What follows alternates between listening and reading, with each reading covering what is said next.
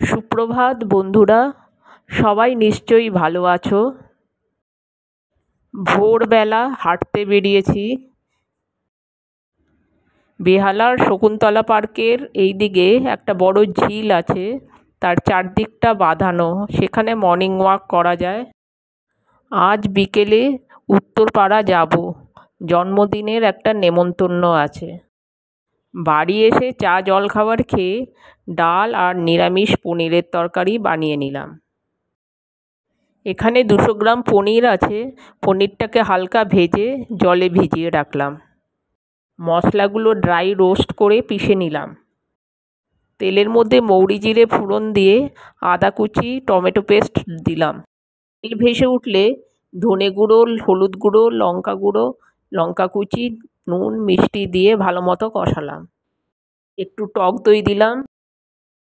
ভালো মতো কষিয়ে জল দিয়ে ভালো মতো কষিয়ে মিক্সিতে পেস্ট করা মশলা দিয়ে দিলাম। এবার জল দিয়ে দিলাম, পনির দিয়ে দিলাম, কসুরি মেথি ছাড়িয়ে নামিয়ে নিলাম। 3টে কুমড়ো ফুল ছিল, সেগুলো ভেজে নিলাম। একটু রেস্ট নিয়ে আবার তৈরি হয়ে বেরিয়ে পড়লাম। বেহালা থেকে উত্তরপাড়া 33 কিলোমিটার। এত সিগন্যাল জ্যামজট থাকে, পৌঁছতে পৌঁছতে 2 ঘন্টার উপরে হয়ে যায়। মাঝেরহাট ব্রিজ, পাশে মেট্রো স্টেশন। এই ব্রিজটা নতুন হয়েছে, এটা ভেঙে পড়েছিল। আমার হাজবেন্ড চাকরি জীবনের প্রথমে উত্তরপাড়ায় ফ্ল্যাট কিনেছিল। আমার ফ্ল্যাটের ওপরে কৃষ্ণা বৌদি থাকে। আজ ওনার নাতনির 5 বছরের জন্মদিন, তাই যেতেই হবে আমাদের। খিদিরপুর পার হয়ে গেলাম। এবার বাবুঘাট হয়ে স্ট্যান্ড রোড ধরে যাব। বাবুঘাট এসে গেলাম। এখানটায় একটু জ্যামজট আছে। বাবুঘাটে একটু জ্যামজট থাকলেও হাওড়া স্টেশন যেতে গেলে এই রুটটাই আমার তাড়াতাড়ি মনে হয়। এই রুটটা দিয়ে গেলে তাড়াতাড়ি পৌঁছানো যায়। স্ট্যান্ড রোডে কিছু জ্যাম পেলাম। এবার হাওড়া ব্রিজ চলে এলাম।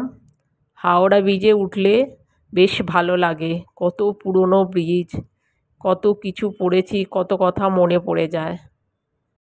হাওড়া স্টেশনকে পাশ কাটিয়ে সালকিয়ার রাস্তা ধরলাম। এবার হাওড়া স্টেশনের ধারে যে মাছের হোলসেল বাজার, সেখানে একটু জ্যামে আটকালাম। এবার সেটা কাটিয়ে আস্তে আস্তে এগিয়ে চললাম।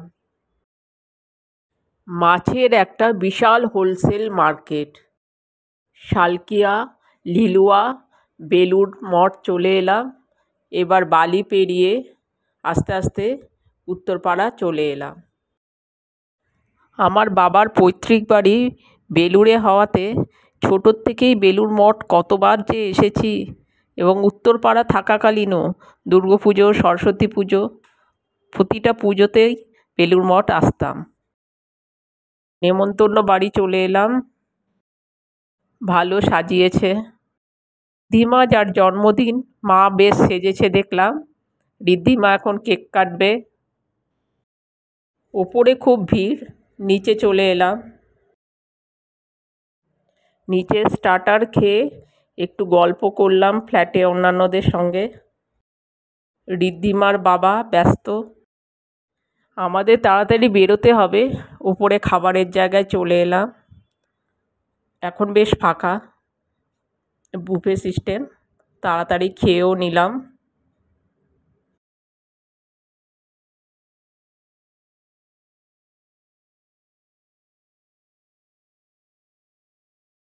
আমার মেয়ে পান খেতেই ব্যস্ত, 2টো পান খেয়ে নিল। এবার ফেরার পালা। আজ সারা দিনের ব্যস্তময় ব্লগ শেষ করলাম। আজ ভিডিও এই পর্যন্তই। ভিডিওটা ভালো লাগলে লাইক কমেন্ট করে দিও, চ্যানেলটা সাবস্ক্রাইব করে দিও। সবাই ভালো থেকো, সুস্থ থেকো। আবার দেখা হবে পরের ভিডিওতে।